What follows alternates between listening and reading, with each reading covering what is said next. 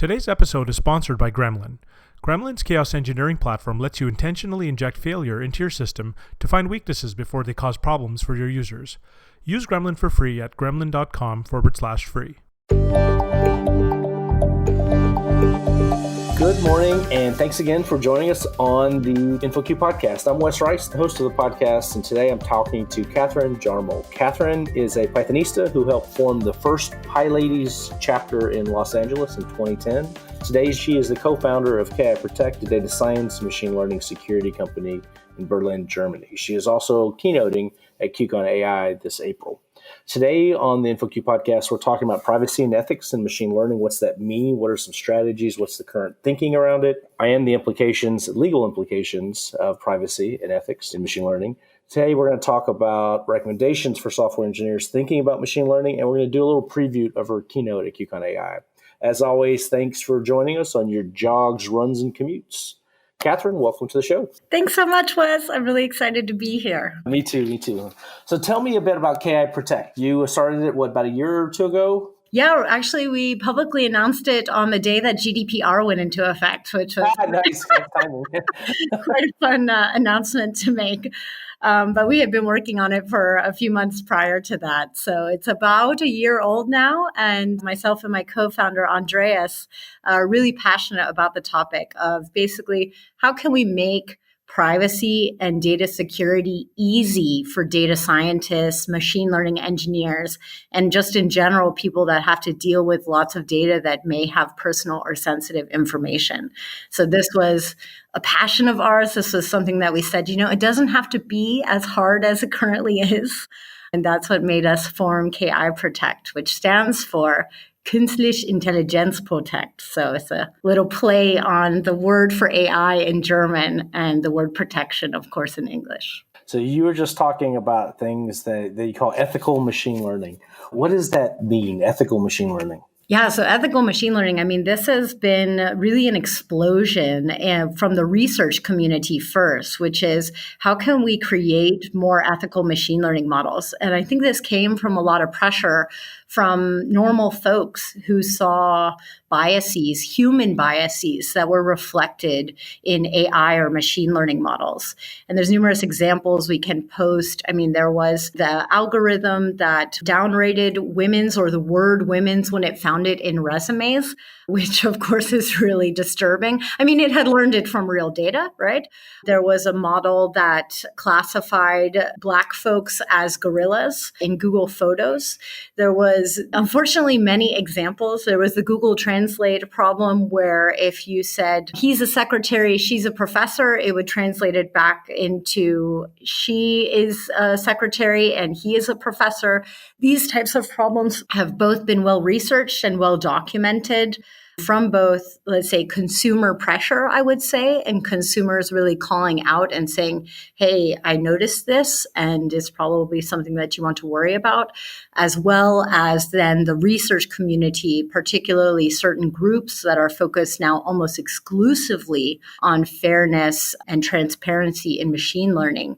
These folks really diving into some of these problems and showing that, for example, a recent paper that predictive policing can actually create a feedback loop, which then means that it can essentially learn to target certain neighborhoods or certain areas or immigrants or races of people because it learns that from the data and then it only gets positive reinforcement, basically. But this isn't a solved problem. How do you go about addressing bias in data? Yeah, this is, of course, really problematic. And there's even some people that argue, okay, we cannot ever tamper the data because the data represents reality. And so why would we want to build a machine learning model that changes reality? We should build one that reflects reality.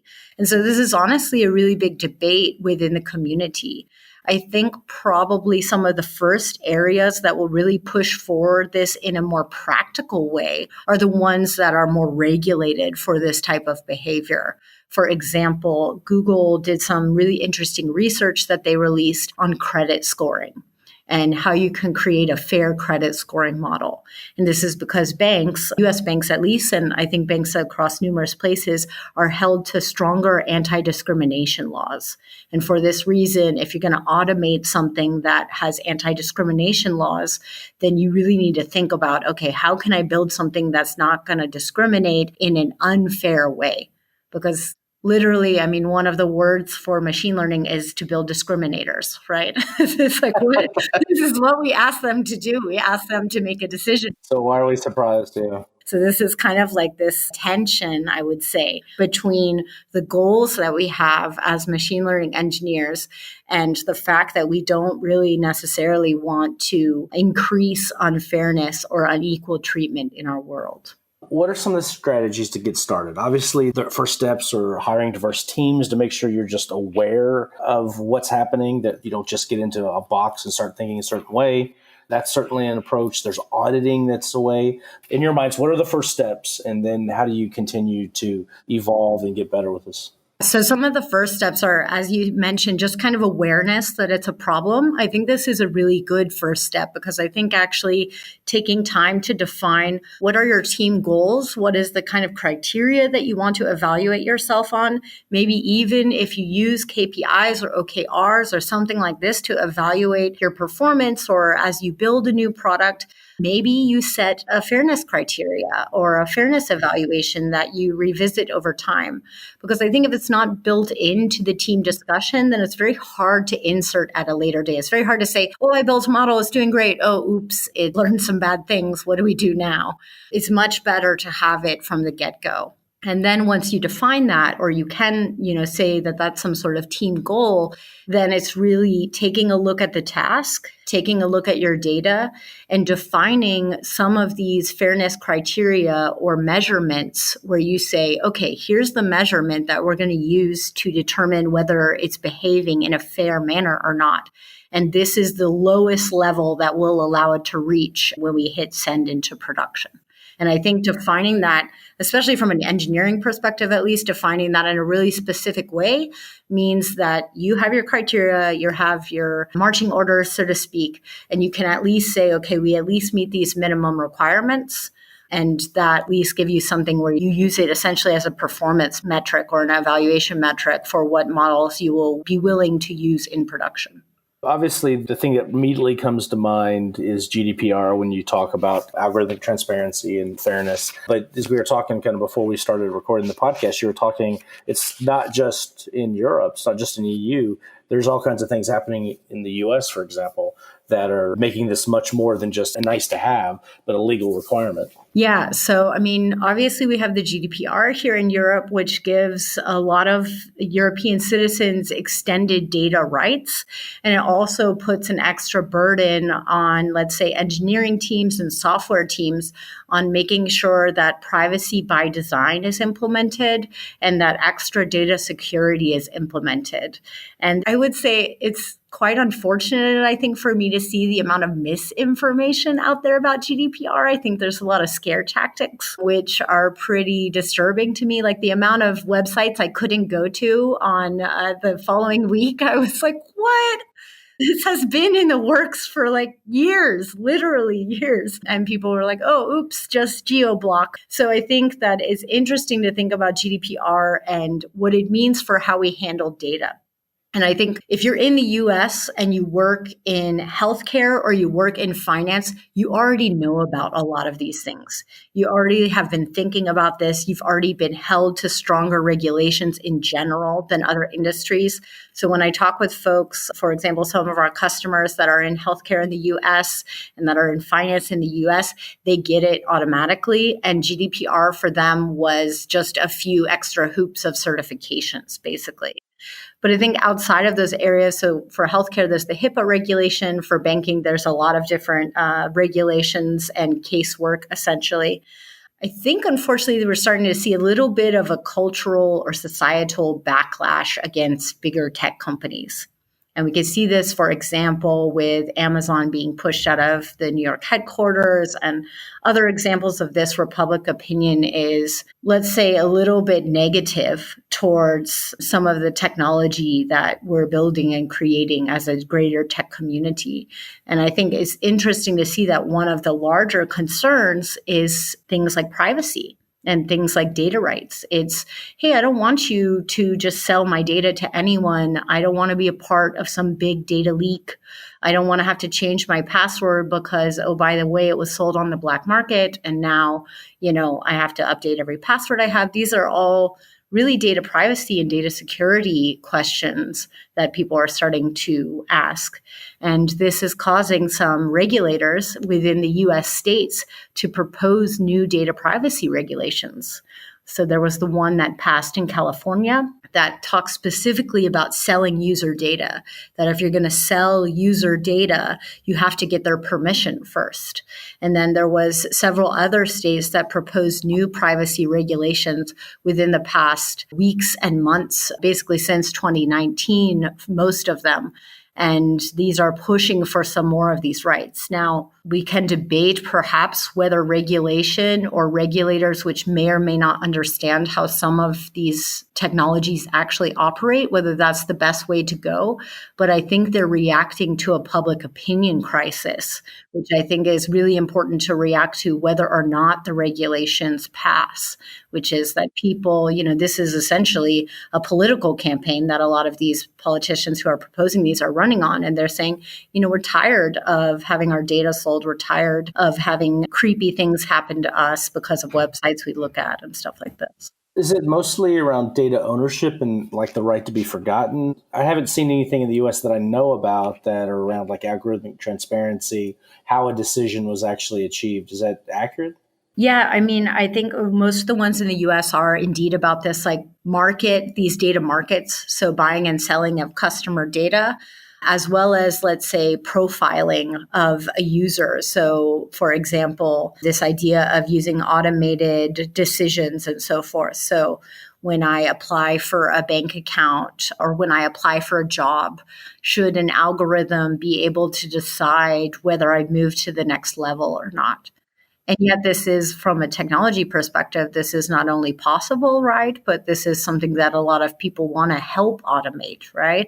And so we have to find this balance between what's comfortable for the average person. So I always say the mom test. Like when you build something, would you be okay if your mom entered her data and filled it out? And if not, then like that's an easy test to say, hey, maybe this is too creepy, or maybe something doesn't smell right here. Exactly. And trying to automate things, but to do so in a more transparent way, because I think when you insert transparency, then people say, oh, okay, I get it. I'm willing to opt into this, and I'm willing to say, hey, this makes my life better by using this. A lot of people who listen to this podcast are software engineers that want to leverage machine learning, for example. One of the things that we were talking about before that I thought was really interesting that I actually haven't had a discussion with anybody about was the machine learning model as an attack vector. As a security risk. People were actually attacking machine learning models. What does that mean? I haven't heard about this. Yeah, so some folks listening, if they're more into machine learning or AI, they've probably heard of adversarial examples. And this is one type of security attack where we can essentially fool the machine learning model into, let's say, seeing something that's not there or hearing something that's not there. I don't know if you heard of the dolphin attack. This one was more widely published, but it used subsonic or ultrasonic sounds in order to activate Siri and other things like this. So it was not actually audible to humans, but it could unlock it with these different frequencies that it used, which I thought was pretty cool, attack vector. So there's these types of trick the machine learning model into doing something or seeing something, right? Which are quite popular. I actually gave a talk at last year's Chaos Computer Congress in Germany on different ways of using adversarial learning, if anybody's interested. But then aside from that, there's actually quite a lot of new attack vectors, or not so new sometimes, that aim to extract information from machine learning models. So they aim to either steal the model itself. Can we steal the logic of the model? This is, of course, quite dangerous for people that have put a lot of time and energy and that have proprietary data that they're training with. And then there's numerous attacks that can extract personal or sensitive information from models, depending on how the models were trained and depending on the access to the API. Help me understand that. So you've got a set of points that you're reading in and you're making a recommendation. How do you attack that? Usually the attack vector involves a series of queries to the API. And so you can think of this almost from a pen testing perspective. You query the API and you say, okay, I'm going to attack it from this space, which I think might be a vulnerable space from the feature space. And you try to usually give it as little information as possible and see how much information it will give you. Then you can utilize that information that you get back or the responses, the probabilities that you get back to form an attack vector, which is sometimes trying to maximize, let's say, the probability or minimize the probability. This can give you information about the multidimensional space of the decision algorithm or the decision tree or whatever it is that you're using. So a lot of people who maybe have got a machine learning model into production, took a really quick approach, got there, made great efforts, great strives. This security kind of attack vectors are one of the things that they should be aware of. What are some of the other things that people should think about beyond their initial MVP with machine learning models? One of the things that we're thinking about on a very regular basis with KIProtect is how can we enable machine learning that is more secure? And for us, the important thing there is, can we make sure that no personal information is stored in the model? Because you don't want that from an engineering perspective, because this means that it has essentially memorized some data, right? Which you don't want because this doesn't generalize well. And B, you also don't want that because you don't want your machine learning model to be a huge security risk. So as these attacks increase in their accuracy and their ease, which we're seeing iterations on the research, then this means, oh, great, a new port scanner is also, by the way, for machine learning APIs that tries to query and extract as much information as possible, right?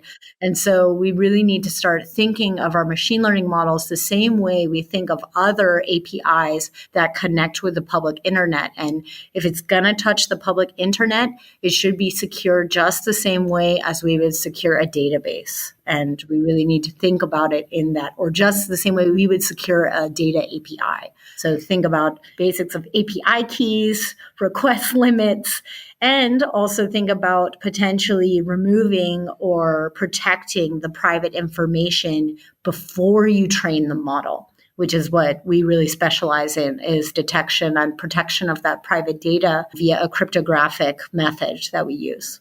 What other recommendations do you have for software engineers who are pulling in machine learning into their projects and their processes? One thing to think about with machine learning is that it's always going to be an iterative process. So even what you think is going to be great, and oh, by the way, it's 97% accurate and it's going to be fantastic. And for those of you that have thought that and then pushed into production, you've probably noticed an accuracy drop. And if you are testing the accuracy within production and getting some active learning or some labeling happening, this is not just like a one click and go.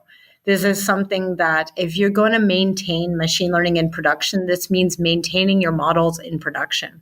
And there's actually several really good talks about this, is how do you essentially create a machine learning engineering pipeline, so to speak, where you can iteratively improve your models, pull out models that aren't working, and think about what are the next steps or the next evolutions. Because let's say that it took you 1 week to train, or 2 weeks, or even 2 months to train your first model, and then you just think you're going to ride on that for the next year. Well, I can tell you that that's probably not going to be how it works out. And that the sample of your training data is going to need to be continuously updated, not only because your population might change, right? Hopefully your application gets really popular, then it's going to see a whole bunch of data that it didn't anticipate seeing, right? And so you need to constantly think about this, but also that you need to then constantly plan on releasing new models, and when should they be released? How do we test them? And what happens if we have to roll back? Uber's Michelangelo does some of this that tracks and gets things into production, right? There's several ones now. SageMaker from Amazon as well. There's numerous ones which are pretty exciting. And if you are already in CI or you're already thinking about these problems, you're already starting to say, oh yeah, I should automate this. But too often I see that the data science team is just kind of like in the corner with their Jupyter notebooks. They're like, oh yeah, sure, just like put this in production. And nobody's tested it with, say, like, what happens if you put completely invalid input into it? Does it crash? A lot of these are not thoroughly tested, both from a, let's say, software, just main software point of view, but also from a security point of view. And that's one of the things that we're working on releasing is robustness evaluation toolkit for machine learning models.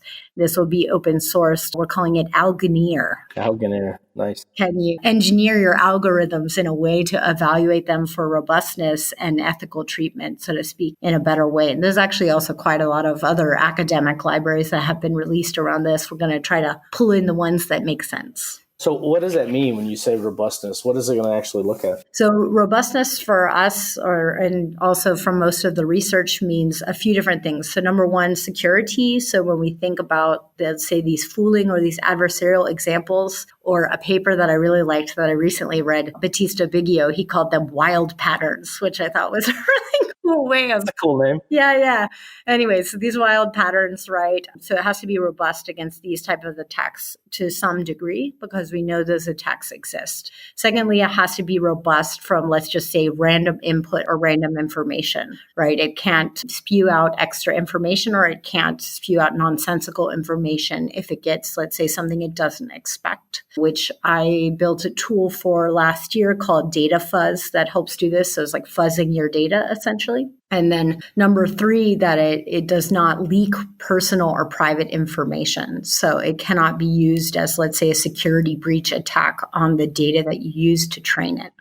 What are your thoughts on moving machine learning to the edge? These devices, mobile phones, are getting more and more powerful machine learning frameworks. There's Java TensorFlow JS that's out there. We're able to actually define the edge as a browser or as a device and have machine learning models there. So when you're talking about fairness and you're talking about privacy, what is the impact of machine learning at the edge to fairness and privacy? There's a few different things that come to mind. First and foremost, there's actually quite a lot of work going on in terms of zero knowledge computing or distributed computing within a privacy space. So this is essentially like the same concepts of blockchain, but applied to machine learning, often referred to as federated learning. And this is one idea where no one person should have complete knowledge of the data set or the training set, and that we can therefore build a machine learning model together that respects the privacy of your individual information. The one thing I will note there is that then the machine learning model, however, does have the information in it, the eventual one that you build. You have to think still about the security of that overall. But this is a goal, particularly for those that want to work with highly secure data sets and they want to share them. So a lot of, let's say, academics that have health data or other things like this are excited about where this might go. But when we think of the average machine learning at the edge, we think of, for example, a TensorFlow model on your phone that's trained, let's say, to predict the words in your sentence, right? So most of us I use predictive text keyboards. A lot of people do. A lot of people like it, which is pretty cool, right? Because I spend less time typing. I can do it one-handed. This is fantastic. But what we need to address there is that these models have then been exclusively trained on private information. And if somebody were to get access to them, this is then basically like having a personal database of the person's contacts and other information. So when we back those things up, or when we allow people to transfer them when they buy new devices and things, then we need to treat them the same way we would treat any other private information. And if we move them to the cloud, then we need to think about ways that we can secure them against these types of attacks, or let's say encrypt the information in a way that it doesn't expose, let's say, their mom's phone number or something like that. So this is another thing. And then a third thing is if we want to collect information from the edge, I think a really good example of who's doing it well is Apple. And Apple has released several papers on the way that they've implemented differential privacy at scale. And differential privacy is one way that we can measure the risk to privacy based on the information that we have and based on how we're able to query that information. Explain that. What is differential privacy? Probably slightly overgeneralized, right? So this is probably, I apologize to the privacy experts and mathematicians in the room. I'm going to generalize a little bit for understanding. So the idea of differential privacy came about when it was proven that there's no way to do fully anonymized data release. So Cynthia Dwork, she was actually able to prove this mathematically and say that there's no way that you can release information because there might be other information out in the public space that the attacker can use to gain then information about this one person. So you say, okay, Katharine is 3 inches shorter than the average US woman. And then you release information about the average US woman. And so even though this is like quite anonymized, right? This is, millions of people, you have actually exposed something about Katharine because it was posted somewhere or somebody knows, oh, she's 3 inches. So this idea of statistical disclosure or private, some sort of disclosure where we can say it's completely anonymous, this was disproven mathematically. So then Cynthia Dwork said, okay, well, since I disproved the way that we were doing public release before, I guess I better propose something that's going to work for people. Would be nice. That would be nice. Yeah, right. So I think she was at Microsoft Research at the time. I'm actually unsure if she's still at Microsoft Research. Anyways, she and a team came up with this idea of differential privacy. And it's a way that we can more precisely measure how much information an attacker could gain about any one person. And the idea, the attack vector is you have a database, you have an attacker that knows the state of the database before, or at least has run numerous queries on the database before. And then you add one person, you add just one row, and then they're able to query the database again. Now you can measure how much information they would be able to gain based on the responses to those types of queries.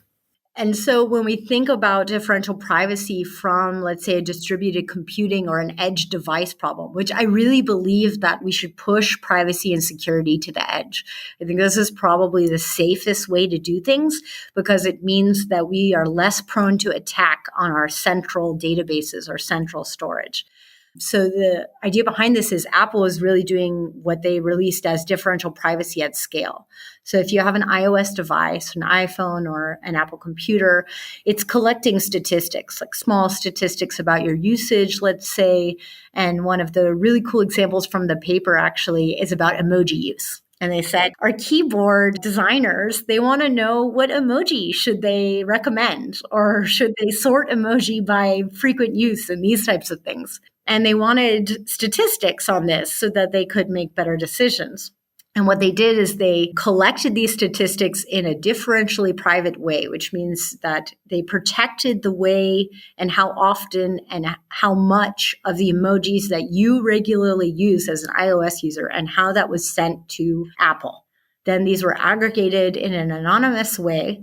And this actually brought them intelligence that they could use. So they found that the third most popular emoji for French language speakers was the kissy winky emoji. and the third most popular for the English language was the crying face, the like sobbing crying face. Yeah. So I think this is really cool, this idea that, hey, we can make informed, particularly, let's say, BI or data analytics type of choices, even when we have anonymized collection. And this protects the user again, but it also allows us to still make business insights. And at KIProtect, we're actually releasing our first anonymized analytics platform, which allows you to do just this. That will be kind of like our first SaaS offering that allows you to just kind of sign up and collect fully anonymized with differential privacy guarantees analytics. And we think this hopefully is the future of how we collect data at the edge. Is can we respect privacy? Can we make anonymized data collection cool and Can we make it easy? And find the best emojis. Yeah, exactly. Find the best emojis from your users, right? So at QCon.ai, which is coming up in April, you're doing a keynote. It's Privacy and the Last Stand for Fair Algorithms. Tell us about your keynote. Yeah, so I'm diving more into Cynthia Dwork's work. This is some of her work that she followed up on. I mean, she's been working on mathematical definitions of privacy for some time. And I'm going to dive into some of her work and also greater work that's been built upon that connects privacy to fairness. The idea is that when we think about fairness, we can come up with a lot of definitions, but some of those definitions even seem unfair. Right?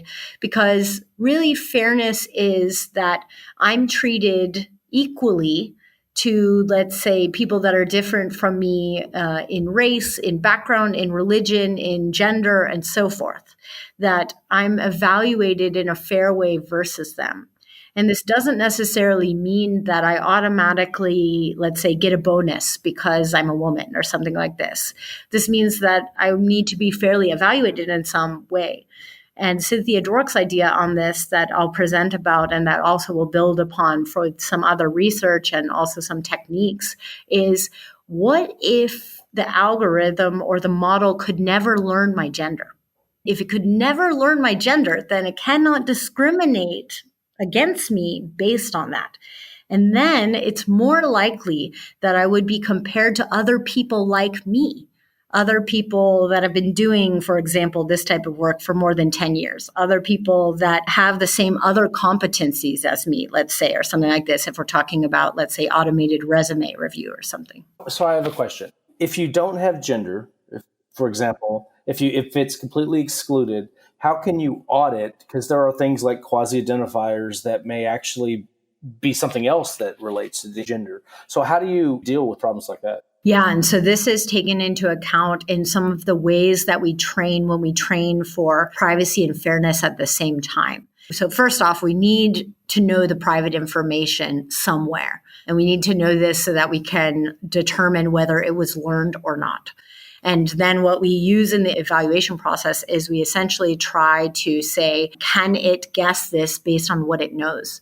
And this a lot of times will reveal these types of other information, these correlations or these quasi-identifiers that are linked in some way. And it will say, oh, okay, I didn't learn the gender as female, but I learned that this person went to an all-women's college or something like that. Exactly, right. I can guess that they identify as a woman and so forth. Well, awesome. Katharine, thanks for joining. If you want to hear more from Katharine, you can find her at QCon.ai in April 16th, 17th. Any place else you'll be in the near future? Mainly in Germany. So come say hi if you're in Berlin. Awesome. Katharine, thanks for joining us on the podcast. Thanks so much.